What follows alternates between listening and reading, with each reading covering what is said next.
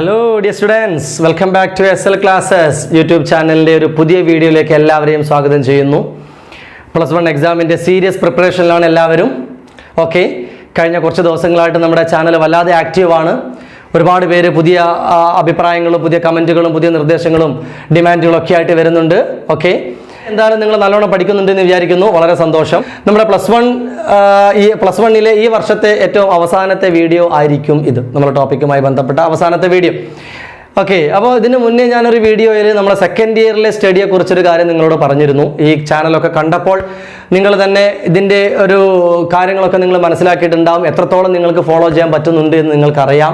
പലരും ട്യൂഷനും മറ്റൊക്കെ പോകുന്നുണ്ടാകും. എന്നാലും ഒരുപാട് നിങ്ങൾക്ക് ഈ ചാനൽ കൊണ്ട് ഉപകാരപ്രദമാകുന്നുണ്ടെന്ന് ഞാൻ വിചാരിക്കുന്നു. അതുകൊണ്ട് തന്നെ അടുത്ത വർഷം നിങ്ങൾ ഇനി എവിടെയും ട്യൂഷന് പോയില്ലെങ്കിൽ പോലും വളരെ കൃത്യമായിട്ട് സെക്കൻഡ് ഇയർ പഠിക്കാൻ പറ്റുന്ന തരത്തിൽ ഒരു ഓൺലൈൻ സ്റ്റഡി പ്ലാറ്റ്ഫോം നമ്മൾ ആരംഭിക്കുകയാണ്. ഓൾറെഡി അതിൻ്റെ ക്ലാസ്സുകൾ തുടങ്ങി, കുറച്ച് പേര് ജോയിൻ ചെയ്തിട്ടുണ്ട്. അവർക്കുള്ള സെക്കൻഡ് ഇയർ ക്ലാസ്സുകൾ തുടങ്ങി. അതേസമയം പുതിയ ബാച്ചുകൾ നമ്മൾ ഇനി തുടങ്ങാൻ പോകുന്നു. ജൂൺ 1 മുതൽ നമ്മൾ പുതിയ ബാച്ച് സ്റ്റാർട്ട് ചെയ്യാം. തുടക്കം മുതൽ +2 ഓരോ ചാപ്റ്ററിനെയും നമ്മൾ എടുത്ത് വളരെ ഡീറ്റെയിൽ ആയിട്ട് പരിചയപ്പെട്ട് നോട്ട്സ് തന്ന് എക്സാമുകൾ നടത്തി, അസൈൻമെൻറ്റുകൾ നടത്തി, അങ്ങനെ ഓരോ ദിവസവും കുറച്ച് ഇത്രേ വേണ്ടു. അപ്പോൾ ഈ അവസാന സമയം വന്നിട്ട് ഈ തിരക്ക് പിടിച്ച് പേടിയായി പഠിക്കേണ്ട കാര്യമൊന്നുമില്ല. എല്ലാ ദിവസവും കുറച്ച് പഠിച്ചു പോകാം. അപ്പോൾ നിങ്ങൾക്ക് വളരെ കൃത്യമായിട്ട് പഠിക്കാൻ പറ്റും. വളരെ ചെറിയ ഫീസ് മാത്രമേ ഉള്ളൂ. നിങ്ങൾക്കത് ആവശ്യമുണ്ടെങ്കിൽ എത്രയും പെട്ടെന്ന് കോൺടാക്ട് ചെയ്യാം. എന്തായാലും ഒരുപാട് നമ്പർ ഓഫ് സ്റ്റുഡൻസ് നമ്മൾ അഡ്മിഷൻ എടുക്കുന്നില്ല. ആദ്യ വർഷമായതുകൊണ്ട് നമുക്ക് അഡ്മിഷനും ഒരു ലിമിറ്റ് ഉണ്ട്.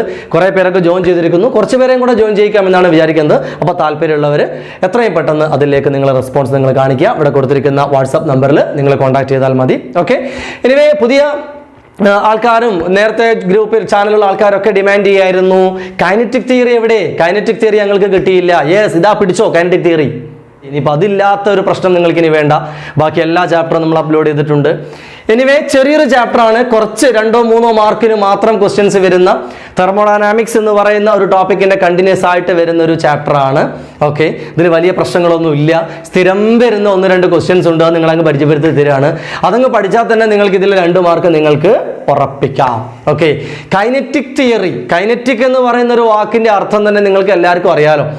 ഗ്യാസിനെ കുറിച്ചാണ് നമ്മൾ പഠിക്കുന്നത്. പലതരം ഗ്യാസുകളെ കുറിച്ച്, ഗ്യാസിലുള്ള മോളിക്യൂൾസിനെ കുറിച്ച്. ഈ മോളിക്യൂൾസ് എല്ലാം മോഷനിലാണ്, ഇവരാരും റെസ്റ്റിൽ നിൽക്കുകയല്ല. അപ്പോൾ ഈ മൂവ് ചെയ്യുന്ന മോളിക്യൂൾസിനെ കുറിച്ചുള്ള ഒരു പഠനമാണ് കൈനറ്റിക് തിയറി ഓഫ് ഗ്യാസസ് പറയുന്നത്. ഒരു കണ്ടെയ്നറിൽ നമ്മൾ കുറച്ച് ഗ്യാസിനെ അടച്ചു വെച്ചാൽ ആ ഗ്യാസിന്റെ മോളിക്യൂൾസ് എങ്ങനെ ട്രാവൽ ചെയ്യുന്നു, അവർക്ക് എന്തൊക്കെ പ്രത്യേകതകളുണ്ട്, അവരുണ്ടാക്കുന്ന പ്രഷർ എത്ര, കൈനറ്റിക് എനർജി എത്ര, ഇതിന് രണ്ടിനും ഒരു ഇക്വേഷൻ ഡിറൈവ് ചെയ്യാനുണ്ട്. ഇതായിരിക്കും ചിലപ്പോൾ നിങ്ങൾക്ക് കുറച്ചൊരു ബുദ്ധിമുട്ട് തോന്നുന്നൊരു ഭാഗം. പക്ഷേ ആ ഡെറിവേഷൻ ഒന്നും പലപ്പോഴും എക്സാമിന് വന്നിട്ടൊന്നുമില്ല കേട്ടോ. ഞാൻ കാണിച്ചു തരാം എന്തായാലും ആ ഡെറിവേഷൻ, ആവശ്യമുള്ളവർക്ക് പഠിക്കാം. പക്ഷെ ആ ഡെറിവേഷന്റെ അവസാനം വരുന്ന ചില ഇക്വേഷൻസ് വെച്ച് ചില പ്രോബ്ലങ്ങളോ അല്ലെങ്കിൽ ആ ഇക്വേഷനെ ബേസ് ചെയ്തുകൊണ്ടുള്ള ചില കോൺസെപ്റ്റ് ക്വസ്റ്റ്യൻസ് ഒക്കെ വരാറുണ്ട്. ദെൻ മറ്റൊന്ന് വരുന്നത് പലപ്പോഴും ഇതിൽ വന്നത് എന്താണ് ഈ കൈനറ്റിക് തിയറി ഓഫ് ഗ്യാസസ് എന്ന് പറയുന്ന തിയറി എന്താണ്, ആ തിയറിയുടെ പോസ്റ്റ്ലേറ്റ്സ് എന്തൊക്കെയാണ്. ഏറ്റവും കൂടുതൽ ഇതിൽ നിന്നൊരു ക്വസ്റ്റ്യൻ അതാണ്. ഓക്കെ, കൈനറ്റിക് തിയറി എന്ന് പറയുന്ന തിയറി, എല്ലാ തിയറിക്കും ഉണ്ടല്ലോ കുറച്ച് ഐഡിയകൾ അല്ലെ, തിയറിയുമായി ബന്ധപ്പെട്ട കുറേ ഐഡിയകൾ. അപ്പോൾ അത് പറഞ്ഞുകൊണ്ട് തന്നെയാണ് നമ്മൾ ചാപ്റ്റർ സ്റ്റാർട്ട് ചെയ്യുന്നത്. അപ്പോൾ ഞാൻ അതിൻ്റെ ഒരു 7-8ഓളം പോസ്റ്റുലേറ്റ്സ്, അതിൻ്റെ ആ തിയറി എക്സ്പ്ലെയിൻ ചെയ്യാൻ വേണ്ട കാര്യങ്ങളുണ്ട്. അത് നിങ്ങൾ അങ്ങനെ തന്നെ എഴുതിയെടുത്ത് ബൈ ഹാർട്ട് ചെയ്യണം. പലപ്പോഴും എക്സാമിന് വന്നത് write 4 postulates of kinetic theory of gas, അല്ലെങ്കിൽ write 2 postulates of kinetic theory of gas. Okay, നമുക്ക് എല്ലാ പോസ്റ്റ്ലേറ്റ്സും എഴുതാം. ഞാൻ ബോർഡിൽ ഡീറ്റെയിൽ ആയിട്ട് എഴുതിയിട്ടുണ്ട്. നിങ്ങൾക്ക് എഴുതിയെടുക്കാനുള്ള ഒരു സൗകര്യത്തിനും കൂടെ വേണ്ടിയാണ്. അപ്പോൾ ഇത് ഈ ചാപ്റ്ററിലെ ഒരു പ്രതീക്ഷിക്കാവുന്ന വളരെയധികം ചാൻസ് ഉള്ള ഒരു ക്വസ്റ്റ്യൻ ആണ്. ഇത് ജസ്റ്റ് സിമ്പിളായിട്ട് നമുക്കങ്ങ് പറഞ്ഞു പോവുകയും ചെയ്യാം. ഒരൊറ്റ കേൾവിയിൽ തന്നെ നിങ്ങൾക്ക് എല്ലാവർക്കും മനസ്സിലേക്ക് നിൽക്കാൻ കഴിയുന്ന കാര്യം. അപ്പോൾ 5 പോസ്റ്റ്ലേറ്റ്സ് ഞാൻ ആദ്യം ബോർഡിൽ എഴുതിയിട്ടുണ്ട്. അത് നമുക്കൊന്ന് വായിക്കാം, നിങ്ങൾ എഴുതിയെടുക്കണം. ദെൻ അതിനുശേഷം ഞാൻ ഇതിന് ശേഷം വരുന്ന 3 പോസ്റ്റ്ലേറ്റ്സും കൂടെ കാണിക്കാം. ദെൻ നമുക്ക് പ്രഷറിൻ്റെയും കൈനറ്റിക് എനർജിയുടെയും ഇക്വേഷൻസ് ഡിറൈവ് ചെയ്യാം. അപ്പോൾ അതോടെ നമ്മളെ ചാപ്റ്റർ ഏകദേശം അങ്ങ് തീരും. അത്രയേ ഉള്ളൂ കേട്ടോ. മീൻ ഫ്രീ പാത്ത് എന്നും ദെൻ ഡിഗ്രി ഓഫ് ഫ്രീഡം എന്നും law of equipartition of energy എന്നും പറയുന്ന ചെറിയ 2-3 പോയിന്റുകളും കൂടിയുണ്ട്. അതും കൂടെ കഴിഞ്ഞാൽ യെസ് ശുഭം, നമ്മുടെ ചാപ്റ്റർ തീരും. റെഡി അല്ലേ? അപ്പോൾ നമ്മൾ ആദ്യം തന്നെ പറയുന്നു, യെസ് നിങ്ങൾക്ക് കാണാം കൈനറ്റിക് തിയറി. കൈനറ്റിക് തിയറിയുടെ പോസ്റ്റ്ലേറ്റ്സ് ഓരോന്നായിട്ട് ഞാൻ എഴുതിയിട്ടുണ്ട്. നമുക്ക് വായിക്കാം. First one, every gas is made up of large number of tiny particles called molecules. അല്ലേ? എല്ലാ മെറ്റീരിയൽസും ഉണ്ടാക്കിയിരിക്കുന്നത് അങ്ങനെ തന്നെയാണല്ലോ. ആറ്റംസും മോളിക്യൂൾസും കൊണ്ട് ഇതിനെ എല്ലാം ഉണ്ടാക്കിയിരിക്കുന്നത്. അതുപോലെ തന്നെ പറയുന്നു ഗ്യാസും, എല്ലാ ഗ്യാസും മേക്ക് ചെയ്തിരിക്കുന്നത് എന്തുകൊണ്ടാണ്? വളരെ ചെറിയ ടൈനി പാർട്ടിക്കിൾസ് ആയ മോളിക്യൂൾസ് എന്ന് പറയുന്ന പാർട്ടിക്കിൾസിനെ കൊണ്ടാണ് എല്ലാ ഗ്യാസും മേക്ക് ചെയ്തിരിക്കുന്നത്. Which are alike and hard spheres. അവരെല്ലാം ഒരുപോലെയുള്ള നല്ല ഉറപ്പുള്ള ഒരു സ്ഫിയറിനെ പോലെ നമുക്ക് അവരെ കാണാൻ കഴിയും. നമുക്ക് അങ്ങനെ ഇമാജിൻ ചെയ്യാൻ കഴിയും. കണ്ടുകൊണ്ട് കാണാൻ കഴിയുന്ന ആൾക്കാരൊന്നും അല്ല. ഓക്കെ, അപ്പോൾ അതൊക്കെ നമ്മളിങ്ങനെ പറയുമ്പോൾ നമ്മൾ അതിനെ ഇങ്ങനെ ഇമാജിൻ ചെയ്യാൻ വേണ്ടിയിട്ടും കൂടിയാണ് അങ്ങനത്തെ ഒരു കോൺസെപ്റ്റ് പറഞ്ഞു തരുന്നത്.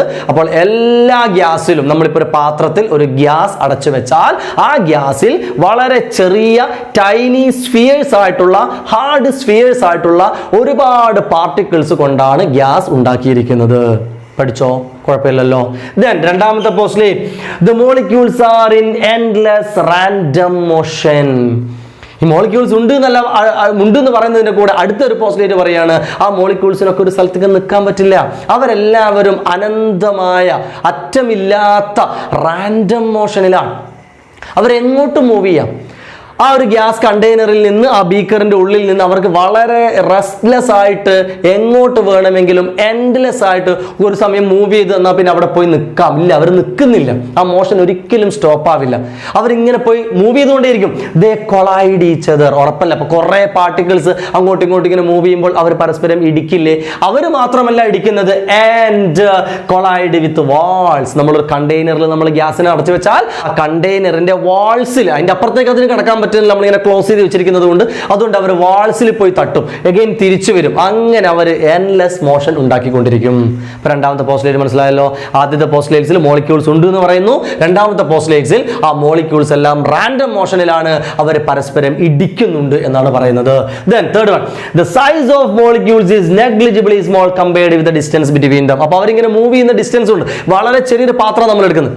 ആ ചെറിയ പാത്രത്തിൽ അവർ മൂവ് ചെയ്യുന്ന ഡിസ്റ്റൻസ് നമുക്ക് ചെറുതായിട്ട് തോന്നാം. എന്നാൽ ആ ഡിസ്റ്റൻസുമായിട്ട് കമ്പയർ ചെയ്യുമ്പോൾ മോളിക്യൂൾസിന്റെ സൈസോ വളരെ വളരെ നെഗ്ലിജിബിളി സ്മോളാണ്. അപ്പോൾ അവരെ കാണാനൊന്നും ഉണ്ടാവില്ല എന്നർത്ഥം. നമുക്ക് കണ്ണുകൊണ്ടൊന്നും അവരെ കാണാനേ പറ്റില്ല. അത്രയും വളരെ നെഗ്ലിജിബിളി സ്മോൾ സൈസ് ഉള്ളതാണ് ഈ മോളിക്യൂൾസിന്റെ സൈസിനെ കുറിച്ച് പറയുമ്പോൾ നമ്മൾ ശ്രദ്ധിക്കേണ്ട കാര്യം.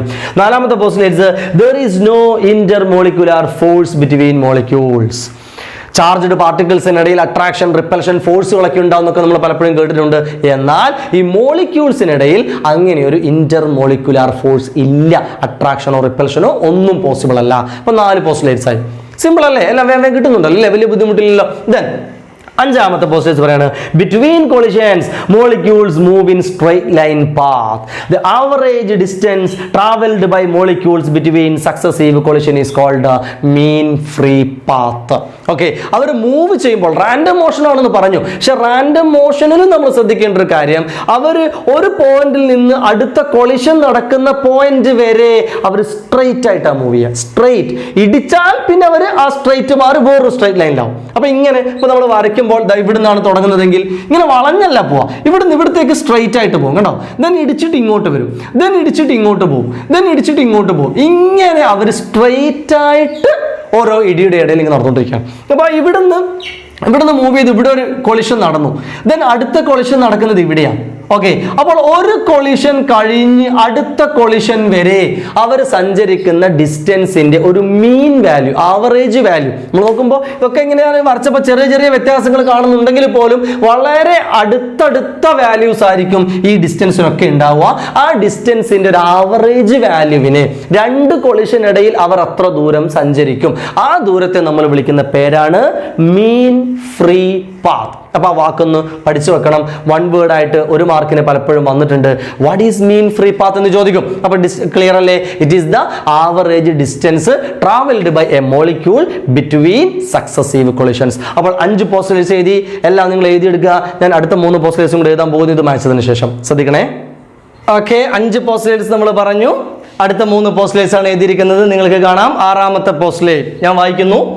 The time of collision is negligibly small compared with the time of mean free path journey. നമ്മൾ പറഞ്ഞു മീൻ ഫ്രീ പാത്ത് എന്ന് പറഞ്ഞാൽ ഒരു മോളിക്യൂൾ ഇവിടെ നിന്ന് ട്രാവൽ ചെയ്യുന്നു, ഇവിടെ വെച്ച് കൊളിഷൻ നടക്കുന്നു, ദെൻ ഇവിടെ വെച്ച് മറ്റൊരു കൊളിഷൻ നടക്കുന്നു. ഈ 2 കൊളിഷന്റെ ഇടയിലുള്ള ഒരു സഞ്ചാരം, ആ ഡിസ്റ്റൻസ് ആണ് മീൻ ഫ്രീ പാത്ത്. അത് സഞ്ചരിക്കാൻ ഒരു സമയം വേണ്ടേ? ടി. ഓക്കെ, ആ സമയവുമായിട്ട് കമ്പയർ ചെയ്യുമ്പോൾ കൊളിഷൻ നടക്കുന്ന സമയം, കൊളിഷൻ എന്ന് പറഞ്ഞാൽ വളരെ പെട്ടെന്ന് കൊളിഷൻ നടന്നത് ഇങ്ങനെ ഒട്ടിപ്പിടിച്ച് അവിടെ നിൽക്കുന്നില്ല. കൊളിഷൻ നടക്കുന്ന സമയം നെഗ്ലിജിബിളി സ്മോളാണ്. കൊളിഷൻ നടന്നു അപ്പോഴേക്ക് തന്നെ അത് അടുത്ത പാത്തിലേക്ക് മൂവ് ചെയ്യാൻ തുടങ്ങിയിട്ടുണ്ടാവും. അപ്പോൾ ഇത് ഈ മീൻ ഫ്രീ പാത്ത് ട്രാവൽ ചെയ്യുന്ന സമയവുമായിട്ട് കമ്പയർ ചെയ്യുമ്പോൾ കൊളിഷൻ നടക്കുന്ന സമയം നെഗ്ലിജിബിളി സ്മോൾ ആണ്, പെട്ടെന്ന് കൊളിഷൻ നടക്കും എന്നർത്ഥം. Then during collision with the wall, momentum is imparted to it. Yes, ഒരു പാർട്ടിക്കിൾ പോയി ഇടിക്കുന്ന പോലെ നമ്മൾ കാണണം. ഒരു ബോൾ എടുത്തിട്ട് ഒരു ക്രിക്കറ്റ് ബോൾ എടുത്തിട്ട് ചുമരിന്റെ മുകളിലേക്ക് എറിഞ്ഞാൽ ലോസ് ഓഫ് മോഷനിലൊക്കെ നമ്മൾ ചേഞ്ച് ഇൻ മൊമെന്റോ ഒക്കെ പഠിച്ചിട്ടുണ്ട് അല്ലേ? ആ ചേഞ്ച് ഇൻ മൊമെന്റോ ഒക്കെ നമുക്ക് ഇവിടെ അപ്ലൈ ചെയ്യാനുണ്ട്. അതുപോലെ ആ പാർട്ടിക്കിൾ അവിടെ പോയി ഇടിക്കുമ്പോൾ ആ മോളിക്യൂൾ ഒരു മൊമെന്റവും അതുകൊണ്ട് ഒരു പ്രഷറും ആ വാളിലേക്കും ആ ഗ്യാസ് മോളിക്യൂൾസിലേക്കും എല്ലാം ഇമ്പാർട്ട് ചെയ്യും എന്നാണ് പറയുന്നത്. ഓക്കെ, അപ്പോൾ അതാണ് ഏഴാമത്തെ postulate. Then eighth one, the average kinetic energy is proportional to the absolute temperature of gas. ആ മോളിക്യൂൾസ് ട്രാവൽ ചെയ്യുന്ന കൈനറ്റിക് എനർജി, മൂവ് ചെയ്യുമ്പോഴാണല്ലോ കൈനറ്റിക് എനർജി ഉണ്ടാവുക. ആ കൈനറ്റിക് എനർജി ഗ്യാസിന്റെ ടെമ്പറേച്ചറിന്, അബ്സല്യൂട്ട് ടെമ്പറേച്ചറിന് ഡയറക്ട്ലി പ്രൊപ്പോർഷണൽ ആയിരിക്കും. അത് നമുക്ക് ഡിറൈവ് ചെയ്തെടുക്കാനുണ്ട്. അപ്പോൾ ഈ 8 പോസ്റ്റുലേറ്റ്സ് ഇത് നിങ്ങൾക്കൊരു ക്വസ്റ്റ്യനാണ്. ഇതിൽ ഏതെങ്കിലും 4 ഉറപ്പായിട്ടും പഠിച്ചു പോകും. 4 പോസ്റ്റുലേറ്റ് വരികയാണ് പലപ്പോഴും ചോദിച്ച് കണ്ടത്. എന്ന് വെച്ചാൽ നിങ്ങൾ ഒട്ടും പഠിക്കാതെ പോകുന്നു വേണ്ട, സിമ്പിളാണ്. നിങ്ങൾ ഇത് എഴുതി എടുത്ത ഒറ്റ റൗണ്ട് വായിച്ചാൽ മതി, നിങ്ങൾക്കിത് സിമ്പിളായിട്ട് ഇത് ചെയ്യാൻ കഴിയും. അപ്പോൾ കൈനറ്റിക് തിയറിയിൽ ഒരു ക്വസ്റ്റ്യൻ കിട്ടിയോ? കൈനറ്റിക് തിയറിയുടെ പോസ്റ്റുലേറ്റ്സിന് പറയാൻ പറ്റില്ലേ? അടുത്ത നമ്മൾ ചെയ്യാൻ പോകുന്നത് പ്രഷറിനും കൈനറ്റിക് എനർജിക്കും ഒരു ഇക്വേഷൻ ഡിറൈവ് ചെയ്യാൻ പോകണം. കുറച്ച് ലെങ്തിയാണ്, എന്നാൽ ഞാൻ 1 by 1 ആയിട്ട് പറയാം, നിങ്ങൾ നല്ലോണം ശ്രദ്ധിക്കാം. റെഡി? അടുത്തതായിട്ട് നമ്മൾ ഇതിൽ വരുന്ന കുറച്ച് ലെങ്തി ഡെറിവേഷൻസ് ആയിരുന്നു, പ്രഷറിൻ്റെയും കൈനറ്റിക് എനർജിയുടെയും ഒക്കെ ഡെറിവേഷൻസ്. അപ്പോൾ അതൊക്കെ എങ്ങനെയാണ് ചെയ്യുക എന്നാണ് നമ്മൾ കാണാൻ പോകുന്നത്. ആ ഡെറിവേഷൻസ് അങ്ങനെ അത്ര ഒരുപാട് തവണ എക്സാമിന് ചോദിച്ചിട്ടൊന്നുമില്ല. പക്ഷേ ഡെറിവേഷനിൽ അവസാനം നമുക്ക് കിട്ടുന്ന ഇക്വേഷൻസ് ഉണ്ടല്ലോ, ആ ഇക്വേഷൻസിനെ ബേസ് ചെയ്തുകൊണ്ട് ചെറിയ ചില പ്രോബ്ലംസോ മറ്റൊക്കെ ചോദിച്ചേക്കാം. അപ്പോൾ നമ്മൾ ചെയ്തു തുടങ്ങുന്നത്, നമ്മളിപ്പോൾ ഒരു ക്യൂബ് ഷേപ്പുള്ള ഒരു കണ്ടെയ്നർ നമ്മൾ എടുക്കുന്നു, ഒരു ക്യൂബിക്കൽ കണ്ടെയ്നർ. അതിലൊരു ഗ്യാസ് നമ്മളിങ്ങനെ എൻക്ലോസ് ചെയ്ത് വെക്കുകയാണ്. ഒരു ക്യൂബ് പോലത്തെ ഒരു പാത്രം. അതിൽ നമ്മളൊരു ഗ്യാസ് മോളിക്യൂളിനെ, ഒരു മോളിക്യൂളിനാണ് തൽക്കാലം നമ്മൾ എടുക്കുന്നത്, നമുക്ക് അതിൻ്റെ ബാക്കി നമ്പേഴ്സ് പിന്നെ എടുക്കാം. ആ ഒരു മോളിക്യൂൾ ഇതിൻ്റെ ഉള്ളിൽ മൂവ് ചെയ്യാം. മൂവ് ചെയ്യാന്ന് പറയുമ്പോൾ അതിന് എക്സ് ഡയറക്ഷനിൽ മൂവ് ചെയ്യാം, വൈ ഡയറക്ഷനിൽ മൂവ് ചെയ്യാം, സെഡ് ഡയറക്ഷനിൽ മൂവ് ചെയ്യാം. അതല്ലെങ്കിൽ അത് എങ്ങോട്ട് മൂവ് ചെയ്താലും ആ മൂവ്മെന്റിന് ഒരു എക്സ് കമ്പോണന്റും വൈ കമ്പോണന്റും സെഡ് കമ്പോണന്റും ഉണ്ട് എന്നും പറയാം അല്ലേ? ഒരു സ്പേസിലല്ലേ മൂവ് ചെയ്യുന്നത്.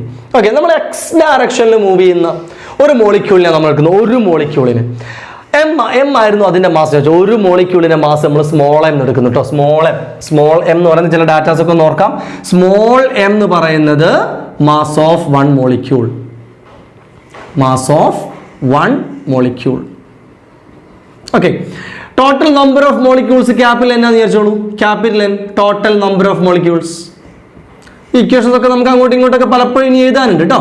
ടോട്ടൽ നമ്പർ ഓഫ്, അപ്പോൾ ടോട്ടൽ മാസ് എന്തായിരിക്കും? ടോട്ടൽ മാസ് ക്യാപിറ്റൽ എം എന്ന് പറയുന്നത് എം ഇൻറ്റു എൻ ആയിരിക്കില്ലേ? ഇതായിരിക്കില്ലേ ടോട്ടൽ മാസ് അല്ലേ? എന്നൊക്കെ നമുക്ക് വഴിയെ ആവശ്യമുണ്ട്. ഈ പോയിന്റുകളൊക്കെ ഇവിടെ നിന്നോട്ടെ. അങ്ങനെയുള്ള ഒരു മോളിക്യൂൾ വി എന്ന ഒരു വെലോസിറ്റിയിൽ എക്സ് ഡയറക്ഷനിൽ മൂവ് ചെയ്യാണെന്ന് വിചാരിച്ചു.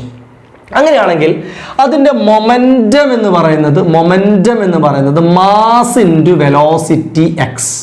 Mass into velocity. ആ പാർട്ടിക്കിൾ ഒരു വാളിൽ പോയി ഇടിച്ചു കഴിഞ്ഞാൽ ഈ ഇടികളൊക്കെ വളരെ ചെറിയ ടൈം ഇന്റർവെല്ലാണ് നടക്കുന്നത് എന്ന് നമ്മൾ പോസ്റ്റുലേറ്റ്സിൽ പറഞ്ഞു. അതല്ലെങ്കിൽ ഈ കൊളിഷൻ നമ്മൾ പേര് വിളിക്കുമ്പോൾ അത് നമ്മൾ ഇലാസ്റ്റിക് കൊളിഷൻ എന്നാണ് പറയുക. ഇലാസ്റ്റിക് കൊളിഷൻ ആണെങ്കിൽ അതേത് വെലോസിറ്റിയിലാണോ പോയി ഇടിച്ചത് സെയിം വെലോസിറ്റിയിൽ റീബൗണ്ട് ചെയ്യും. അപ്പോൾ അത് തിരിച്ചു വരികയാണ്. അപ്പോൾ ഇത് P1. ദെൻ തിരിച്ചു വരുന്ന വെലോസിറ്റി എന്ന് പറയുന്നത് mvx തന്നെയായിരിക്കും, ബട്ട് ഇൻ ഓപ്പോസിറ്റ് ഡയറക്ഷൻ. ഒരു വാളിൽ പോയി ഇടിച്ചത്, അപ്പോൾ ഇതാണ് നമ്മളിപ്പോൾ ഒരു സൈഡ് മാത്രം ഞാൻ ഇങ്ങനെ വരച്ച് കാണിക്കുന്നു. ഇവിടെ ഇപ്പോൾ ഇവിടുന്ന് സ്റ്റാർട്ട് ചെയ്ത ഒരു മോളിക്യൂൾ ഇവിടെ പോയി ഇടിച്ചു, ദെൻ അത് തിരിച്ചു വരുന്നു. ഓക്കെ, ഈ സൈഡ് ലെങ്ത് L ആണെന്ന് വിചാരിച്ചോളൂ കേട്ടോ. ഈ ക്യൂബിന്റെ സൈഡ് ലെങ്ത് L ആയിരുന്നു.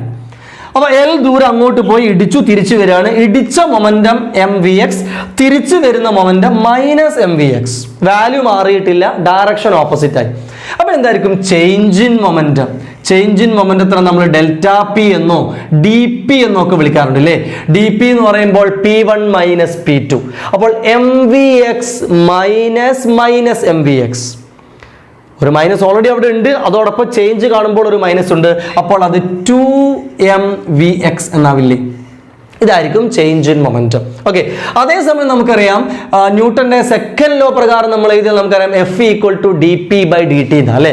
F = dp/dt. അതല്ലെങ്കിൽ നമുക്ക് പറയാം dp എന്ന് പറയുന്നത് F × dt ആയിരിക്കും, or F = dp/dt.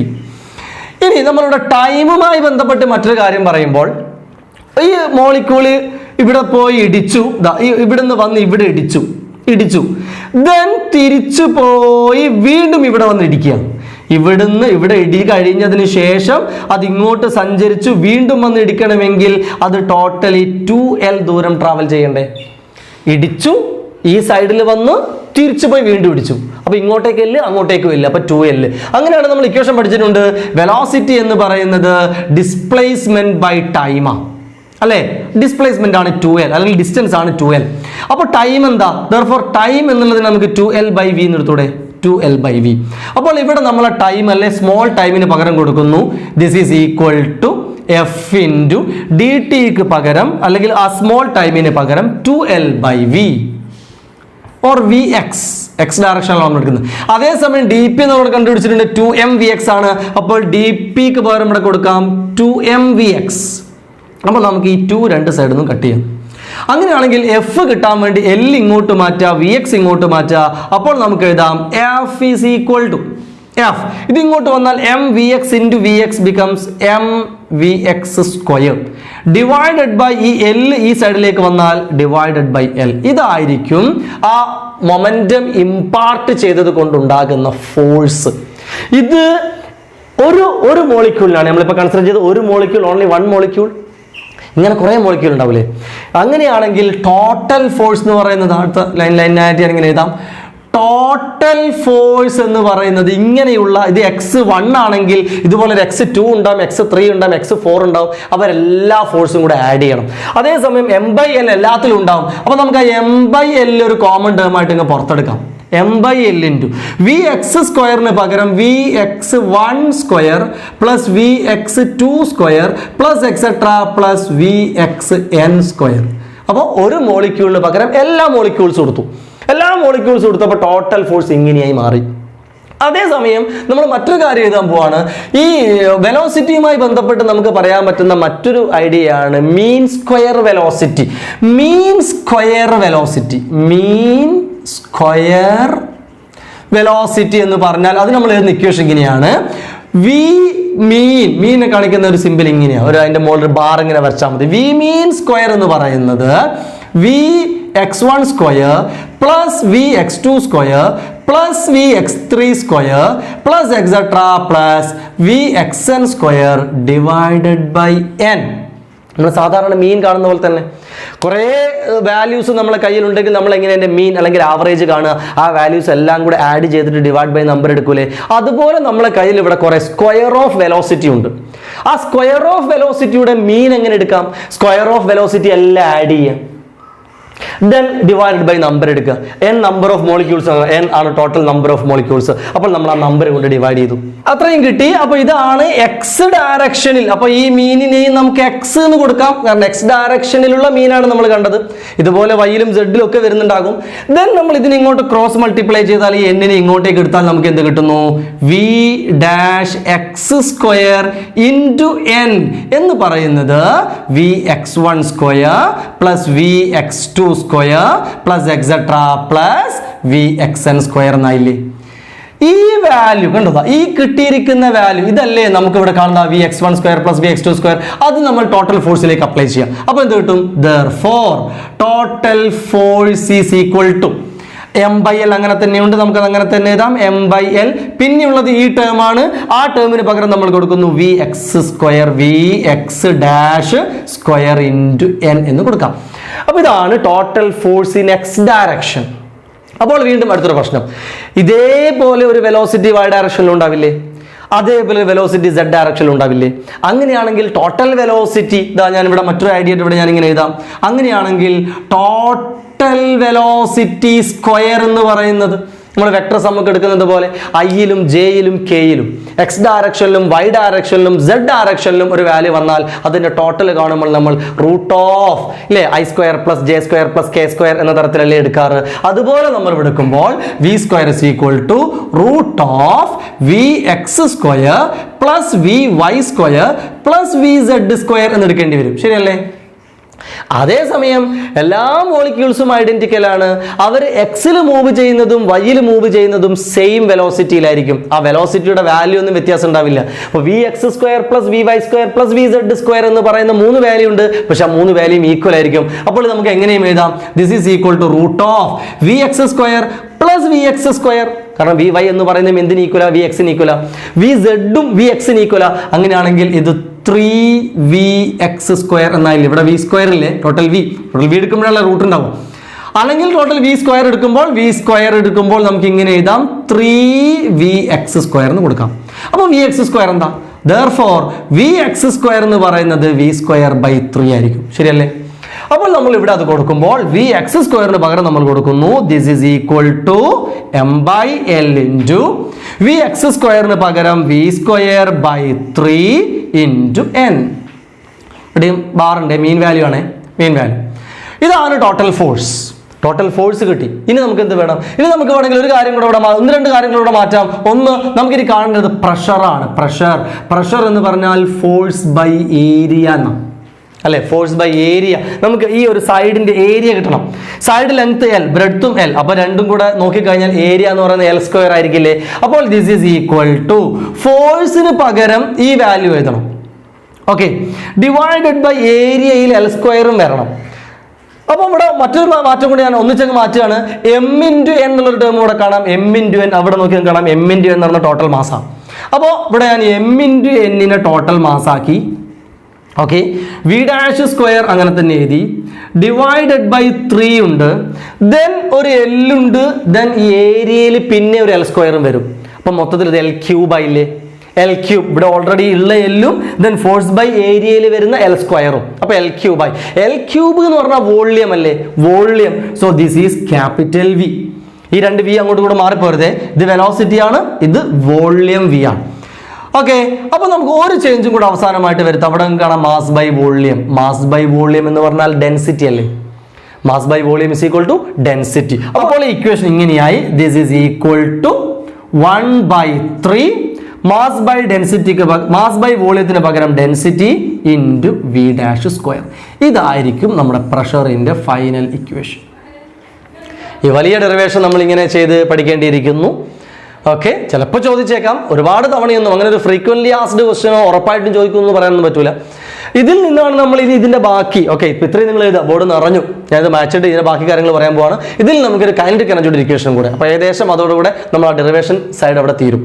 ഓക്കെ, അപ്പോൾ നമ്മൾ നേരത്തെ ഡിറൈവ് ചെയ്ത എത്തിയ ഇക്വേഷൻ്റെ അവസാനത്തെ 2-3 സ്റ്റെപ്പുകൾ ഞാൻ വീണ്ടും സ്പ്ലിറ്റ് ചെയ്ത് എഴുതിയതാണ്. ലാസ്റ്റ് സ്റ്റെപ്പ് ഇങ്ങനെയാണ് നമ്മൾ എഴുതിയത്. Pressure equal to 1/3 rho v dash square. Rho എന്ന് പറയുന്ന ഡെൻസിറ്റി മാസ് ബൈ വോളിയം ആണ്. അപ്പോൾ ഇങ്ങനെയും എഴുതാം 1/3 mass by volume v dash square.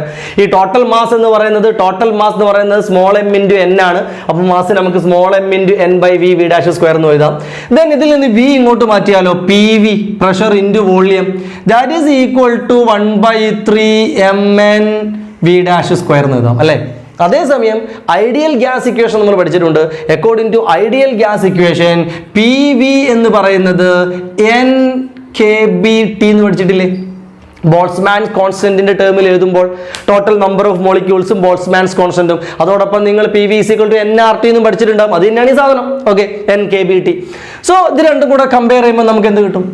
ഇത് രണ്ടും കൂടെ നമ്മൾ എടുത്ത് പി വി ആണല്ലോ ലെഫ്റ്റ് സൈഡിൽ. അപ്പോൾ നമ്മളിങ്ങനെ എഴുതുന്നു 1/3 m capital n V dash square is equal to capital n k B t. കുറച്ച് മാത്സ് ആണ്, ഇതിങ്ങനെ എഴുതി നോക്കണം. ഇത് എഴുതാത്തത് കൊണ്ടായിരിക്കും നിങ്ങൾ കൈനറ്റിക് തിയറി ബുദ്ധിമുട്ട് എന്ന് പറഞ്ഞ് കരയാൻ തുടങ്ങുന്നത്. ഒരു പ്രശ്നമില്ല, എഴുതൂ. ഓക്കെ, അപ്പം നമുക്ക് ഈ എൻ ഇങ്ങനെ കട്ട് ചെയ്യാൻ 2 സൈഡിൽ നിന്നും. നമുക്ക് കൈനറ്റിക് എനർജി വേണം. കൈനറ്റിക് എനർജി എന്ന് പറഞ്ഞാൽ ½ mv² അല്ലേ?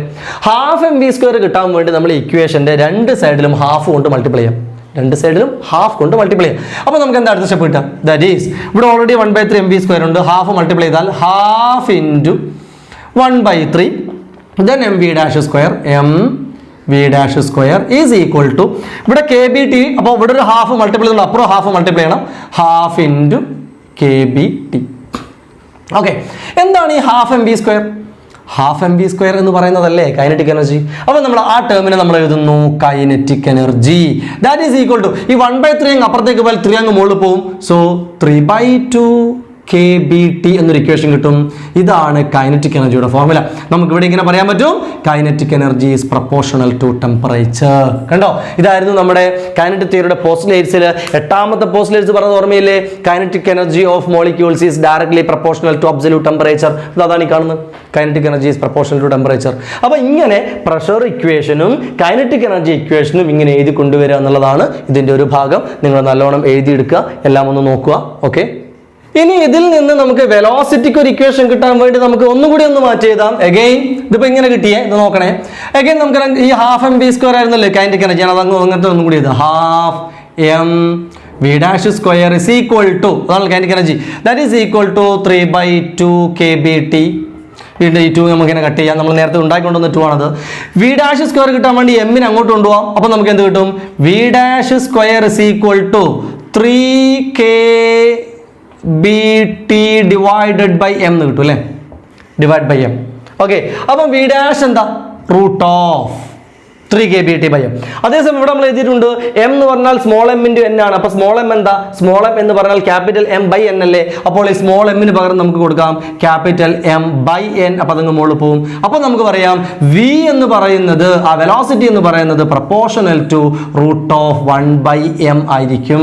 അപ്പോൾ മാസിന്, മോളിക്കുലാർ മാസിന്റെ റൂട്ടിന് ഇൻവേഴ്സ് പ്രൊപ്പോർഷണൽ ആയിരിക്കും വെലോസിറ്റി എന്നുള്ളൊരു ഐഡിയയും കൂടെ നമുക്ക് ഇവിടെ ഇതിൻ്റെ കൂടെ ഇങ്ങനെ ചേർത്ത് പഠിക്കാം. അപ്പോൾ ഇത്രയുമാണ് ആ ഭാഗത്ത് വരുന്ന ഡെറിവേഷൻ. ഓക്കെ, 1-2 ചെറിയ പോയിന്റുകളും കൂടെ ഇതിൻ്റെ തുടർച്ചയായിട്ട് അതും കൂടെ കഴിയുന്നതോടുകൂടെ നമ്മളെ കൈനറ്റിക് എനർജി എന്നുള്ള ചാപ്റ്റർ കഴിയും. റെഡി? അടുത്തൊരു ചെറിയ പോയിന്റാണ് ഡിഗ്രീസ് ഓഫ് ഫ്രീഡം. അതിൻ്റെ തുടർച്ചയായിട്ടാണ് നമ്മൾ ലോ ഓഫ് ഇക്വിപാർട്ടീഷൻ ഓഫ് എനർജിയും പറയാം. ആ 2 പോയിന്റ്സും കൂടെ നമുക്കൊന്ന് പറയാം. ഡിഗ്രീസ് ഓഫ് ഫ്രീഡം എന്ന് പറയുന്നതിൻ്റെ ഡെഫിനിഷൻ ഇതാണ്: it is the minimum number of independent coordinates to specify clearly the position and configuration of a particle. ഒരു പാർട്ടിക്കിൾ എവിടെയാണ് എന്ന് കൃത്യമായിട്ട് പറയാൻ ആവശ്യമുള്ള മിനിമം നമ്പർ ഓഫ് കോർഡിനേറ്റ്സ്, അതിനെ നമ്മൾ വിളിക്കുന്ന പേരാണ് ഡിഗ്രീസ് ഓഫ് ഫ്രീഡം. ഒരു മെക്കാനിക്സിൽ നമ്മളൊരു ബോഡിയുടെ പൊസിഷൻ പറയുന്ന പോലെ തന്നെ ഏകദേശം അതിന് സിമിലറാണ്. ഒരു ബോഡി എവിടെയാന്ന് ചോദിച്ചാൽ ആ ബോഡിയുടെ മോഷൻ നോക്കിയിട്ടേ നമുക്ക് ആ ബോഡി എവിടെയാന്ന് പറയാൻ പറ്റുള്ളൂ. അതിനെ അവിടെ കാണുന്നത് ഒരു മോണോ അറ്റോമിക് മോളിക്യൂൾ എടുത്താൽ നമുക്ക് ഏറ്റവും സിമ്പിളായിട്ട് അതൊന്ന് മനസ്സിലാക്കാം. Mono atomic molecule moving in straight line path ആണെങ്കിൽ ഒരു ബോഡി ഇങ്ങനെ സ്ട്രെയിറ്റ് ലൈനിൽ മാത്രം പോവാണ്. ഒരു എക്സ് കോർഡിനേറ്റ് മാത്രമേ അതിന് ചേഞ്ച് ചെയ്യുന്നുള്ളൂ. അങ്ങനെയാണെങ്കിൽ അത് എവിടെയാണെന്ന് ചോദിച്ചാൽ x=4 x=10 x=20 അതങ്ങനെ മുന്നോട്ട് എക്സിൽ മാത്രം പോവാ. അപ്പോൾ എപ്പോഴും ആ ബോഡി എവിടെയാണ് എന്ന് ചോദിച്ചാൽ നമുക്ക് എക്സ് മാത്രം പറഞ്ഞാൽ മതിയാവില്ലേ? കാരണം എക്സ് മാത്രമേ മാറുന്നുള്ളൂ. അതാണ് സ്ട്രെയിറ്റ് ലൈൻ മോഷൻ എന്ന് പറയുന്നത്. അതേസമയം അതുകൊണ്ടാണ് നമ്മൾ ഡിഗ്രി ഓഫ് ഫ്രീഡം 1 ആണെന്ന് പറയുന്നത്. അതേസമയം ഒരു ബോഡി പ്ലെയിനിലാണ് മൂവ് ചെയ്യുന്നതെങ്കിൽ, ഒരു പ്ലെയിനിൽ മെക്കാനിക്സ് ആലോചിക്കൂ, സ്ട്രെയിറ്റ് ലൈനിൽ മാത്രം ഒരു പ്ലെയിനിൽ, അപ്പോൾ എക്സും വൈയും ചേഞ്ച് ചെയ്യാം. എക്സ് മാത്രമല്ല മാറുക, x2ഉം y2ഉം. കുറച്ച് കഴിഞ്ഞപ്പം x3ഉം y5ഉം, മനസ്സിലല്ലേ? കുറച്ച് കഴിഞ്ഞപ്പം x10ഉം y22ഉം. അപ്പോൾ ബോഡി എവിടാന്ന് ചോദിച്ചാൽ പ്ലെയിനിൽ മൂവ് ചെയ്യുമ്പോൾ ആ ബോഡിയെ കുറിച്ച് പറയാൻ നമുക്ക് എന്ത് വേണ്ടി വരും? 2 കോർഡിനേറ്റ്സ് വേണ്ടി വരും. അതുപോലെ നമ്മളിവിടെ പറയുന്നു ഡിഗ്രി ഓഫ് ഫ്രീഡം 2 ആയിരിക്കും. സിമിലർലി അപ്പോൾ സ്പേസ് ആണെങ്കിൽ ഒരു സ്പേസിൽ ഒരു ബോഡി ഇങ്ങനെ മൂവ് ചെയ്യാണ്. ഓക്കെ, അതുപോലെ മോളിക്യൂൾ മൂവ് ചെയ്യാണ്. ആ ബോഡി എവിടെയാണെന്ന് ചോദിച്ചാൽ നമുക്ക് എക്സും വൈയും സെഡും അറിഞ്ഞാൽ മാത്രമേ ആ പാർട്ടിക്കിൾ എവിടെയാണെന്ന് പറയാൻ പറ്റുള്ളൂ. അപ്പോൾ അതിൻ്റെ ഡിഗ്രീസ് ഓഫ് ഫ്രീഡം 3 ആയിരിക്കും എന്ന് പറയും. ഓക്കെ, അപ്പോൾ ഇതുമായി ബന്ധപ്പെട്ട് ലോ ഓഫ് ഇക്വിപാർട്ടീഷൻ എനർജിയും കൂടെ ഞാനൊന്ന് പറഞ്ഞുതരാം. Okay, law of equipartition of energy പറയുന്നത് നമുക്കറിയാം, മോളിക്യൂൾസ് 3 ഡയമെൻഷനിൽ മൂവ് ചെയ്യാണ്. എക്സ് ഡയറക്ഷനിലും വൈയിലും സെഡിലും ഒരു പാർട്ടിക്കിളിന് മൂവ് ചെയ്യാൻ പറ്റും. അങ്ങനെയാണെങ്കിൽ അതിന്റെ കൈനറ്റിക് എനർജി എന്ന് പറയുമ്പോൾ കൈനറ്റിക് എനർജി ½mv(x²ഉം ½mvy²ഉം ½mvz² ഉണ്ടാവും എന്ന് പറയാം അല്ലേ? അതായത് 3 ഡയറക്ഷനിലും പാർട്ടിക്കിൾസിന് സ്പേസിൽ മൂവ് ചെയ്യാൻ പറ്റും. ഓക്കെ, അതേസമയം നമ്മൾ നേരത്തെ കണ്ടിട്ടുണ്ട് കൈനറ്റിക് എനർജി എന്ന് പറയുന്നത് നമ്മൾ നേരത്തെ ഡിറൈവ് ചെയ്തൊരു ഇക്വേഷൻ ആണ്. It is 3/2 kBT. അതാണ് ടോട്ടൽ കൈനറ്റിക് എനർജി. അതേസമയം ടോട്ടൽ കൈനറ്റിക് എനർജി എന്ന് പറയുന്നത് 3 ഡിഗ്രീസ് ഓഫ് ഫ്രീഡത്തിലും, ഒരു മോണോ അറ്റോമിക് മോളിക്യൂൾ എടുത്താൽ സ്പേസിലാണ് മൂവ് ചെയ്യുന്നതെങ്കിൽ അതിന് 3 ഡിഗ്രീസ് ഓഫ് ഫ്രീഡം ഉണ്ട്. 3 ഡിഗ്രീസ് ഓഫ് ഫ്രീഡത്തിന്റെയും ടോട്ടൽ എനർജിയാണ് ഈ കാണുന്നത്. അങ്ങനെയാണെങ്കിൽ law of equipartition of energy പറയുന്നത് ആ ഒരു സിസ്റ്റത്തിന്റെ, ഒരു തെർമോഡൈനാമിക് പ്രോസസ്സിലെ ടോട്ടൽ എനർജി എന്ന് പറയുന്നത് ഓരോ ഡിഗ്രീസ് ഓഫ് ഫ്രീഡത്തിലും ഈക്വൽ ആയിട്ട് ഡിസ്ട്രിബ്യൂട്ട് ചെയ്തു പോകും. അതാണ് ഇക്വിപാർട്ടീഷൻ ഓഫ് എനർജി എന്ന് പറയുന്നത്. ഇത് ടോട്ടൽ എനർജി 3 ഡിഗ്രീസ് ഓഫ് ഫ്രീഡത്തിലും കൂടി ആണെങ്കിൽ, അങ്ങനെയാണെങ്കിൽ for each degree of freedom, 3നും കൂടെ 3/2 kBT ആണെങ്കിൽ 1 ഡിഗ്രി ഓഫ് ഫ്രീഡത്തിന് ഹാഫ് ഓഫ് kBT അല്ലേ ഉണ്ടാവുക. അതായത് half of kBT plus half of kBT plus half of kBT, അങ്ങനെയല്ലേ 3/2 kBT എന്ന് കിട്ടുന്നത്. അപ്പം ടോട്ടൽ എനർജി എന്ന് പറയുന്നത് 3/2 kBT ആണെങ്കിൽ ആ ടോട്ടൽ എനർജി 3 ഡിഗ്രീസ് ഓഫ് ഫ്രീഡത്തിലും ഈക്വൽ ആയിട്ട് ഡിവൈഡ് ചെയ്ത് പോകും. അപ്പോൾ 1 ഡിഗ്രീസ് ഓഫ് ഫ്രീഡത്തിൽ ഇതിന്റെ 1/3 ആണ് കിട്ടുക, അതായത് അത് ഹാഫ് ഓഫ് kBT ആയിരിക്കും. ഈ ഒരു കോൺസെപ്റ്റിനെയാണ് നമ്മൾ law of equipartition of energy എന്ന് പറയും. അപ്പോൾ ഇത് രണ്ടും, ഈ ഡിഗ്രീസ് ഓഫ് ഫ്രീഡവും ഈ ലോ ഓഫ് ഇക്വിപാർട്ടീഷനും മീൻ ഫ്രീ പാത്ത്, ഈ പോയിന്റുകളൊക്കെ 1 വേർഡ് ആയിട്ട് പലപ്പോഴും ചോദിച്ചിരിക്കുന്നു. ദെൻ 2 മാർക്കിന് പലപ്പോഴും വന്നത് ഈ കൈനറ്റിക് തിയറിയുടെ പോസ്റ്റ്ലേറ്റ്സ് എഴുതാൻ വേണ്ടിയിട്ടാണ്. ഇതാണ് ഈ ചാപ്റ്ററിലൊരു മെയിൻ സാധനം. ഇത്രയും നിങ്ങൾ എന്തായാലും പഠിക്കൂ. പിന്നെ ഇതിൻ്റെ കൂടെ കുറച്ചും കൂടെ സിമ്പിൾ ആയിട്ടുള്ള ചാൾസ് ലോ, ബോയിൽസ് ലോ, അതിൻ്റെയൊക്കെ ഇക്വേഷൻസ്, പിന്നെ നമ്മുടെ ഗ്യാസ് ഇക്വേഷൻ, ഐഡിയൽ ഗ്യാസ് ഇക്വേഷൻ്റെ ഒരു format, PV = nRT, PV = a constant, P1 V1 = P2 V2 വെച്ചിട്ടുള്ള പ്രോബ്ലംസ്, സിമ്പിൾ പ്രോബ്ലംസ്, ഇങ്ങനെയൊക്കെയുള്ള ചില കാര്യങ്ങളൊക്കെയാണ് പിന്നെ ഇതിൻ്റെ തുടർച്ചയായിട്ടുള്ളത്. ഓക്കെ, അപ്പോൾ അതൊന്നും വലിയ സീൻ ഉണ്ടാവില്ല എന്ന് ഞാൻ വിചാരിക്കുന്നു. എനിവേ, നമ്മൾ ഈ ടോപ്പിക് ഇവിടെ നിർത്തുകയാണ്. ഇത്രയും നിങ്ങൾ എന്തായാലും പഠിക്കുക. ഇതിൽ നിന്ന് നിങ്ങൾക്ക് എക്സാമിന് ക്വസ്റ്റ്യൻ കിട്ടും. ഇതൊക്കെ സിമ്പിളാണ്, ഇത്രയേ ഉള്ളൂ കേട്ടോ. അപ്പോൾ അതോടെ നമ്മളിനി എക്സാമിലേക്ക് ഇനി ഒരുപാട് വീഡിയോസിനൊന്നും നമുക്കിനി സമയമില്ല. മാക്സിമം വീഡിയോസ് തന്നു. ഇതൊക്കെ നിങ്ങൾ നല്ലോണം കാണുക. മാക്സിമം മാർക്ക് നിങ്ങൾ സ്കോർ ചെയ്യാം, പറ്റുമെങ്കിൽ ഫുൾ മാർക്ക് തന്നെ. ഓക്കെ, അതോടൊപ്പം ഞാൻ തുടക്കത്തിൽ പറഞ്ഞതുപോലെ സെക്കൻഡ് ഇയറിൽ നമ്മളൊരു ഫുൾ ഓൺലൈൻ കോഴ്സായിട്ട് ചെയ്യുകയാണ്. ഈ അവസാന നിമിഷം വന്നിട്ട് ഈ തട്ടിക്കൂട്ടി പഠനത്തിന് പകരം എൻട്രൻസ് ഒക്കെ ശ്രദ്ധിക്കുന്ന ആൾക്കാർക്ക് തുടക്കം മുതലേ പഠിച്ചു പോയാൽ, ഇപ്പോൾ ഇതൊക്കെ കാണുമ്പോൾ തന്നെ നിങ്ങൾക്ക് തോന്നില്ലേ, ഒന്ന് ശ്രദ്ധിച്ചാൽ ഇതൊക്കെ വളരെ എളുപ്പമാണ്, ഇത്രയേ ഉള്ളൂ. അപ്പോൾ ഈ അവസാന നിമിഷം പഠിക്കുന്നതിന് പകരം തുടക്കം മുതലേ ഒന്നും കൂടി ഒരു ഓർഡറിൽ പഠിച്ചാലോ, ആദ്യ വർഷത്തിൽ തന്നെ നിങ്ങൾക്ക് മാക്സിമം മാർക്ക് സ്കോർ ചെയ്യാനും എൻട്രൻസ് എക്സാമുകൾക്കൊക്കെ നിങ്ങൾക്ക് നല്ല ഒരു റാങ്ക് സ്കോർ ചെയ്യാനും വലിയ വലിയ കരിയറിലേക്ക് എത്താനും ഒക്കെ പറ്റും. ശ്രദ്ധിച്ച് പഠിക്കണം. അപ്പോൾ അതിനും കൂടെ നിങ്ങളെ ഹെൽപ്പ് ചെയ്യുന്ന ഒരു പ്ലാറ്റ്ഫോമാണ് നമ്മൾ സെക്കൻഡ് ഇയറിൽ ചെയ്യുന്നത്. അപ്പോൾ താല്പര്യമുള്ള ആൾക്കാർ എത്രയും പെട്ടെന്ന് കോൺടാക്ട് ചെയ്യണം. ഞാൻ നിങ്ങളെ വീണ്ടും ഒന്നും കൂടെ ഓർമ്മിപ്പിക്കുകയാണ്. അപ്പോൾ മാക്സിമം നല്ലോണം പഠിക്കുക, ഫുൾ മാർക്ക് സ്കോർ ചെയ്യുക. All the best. Okay, by.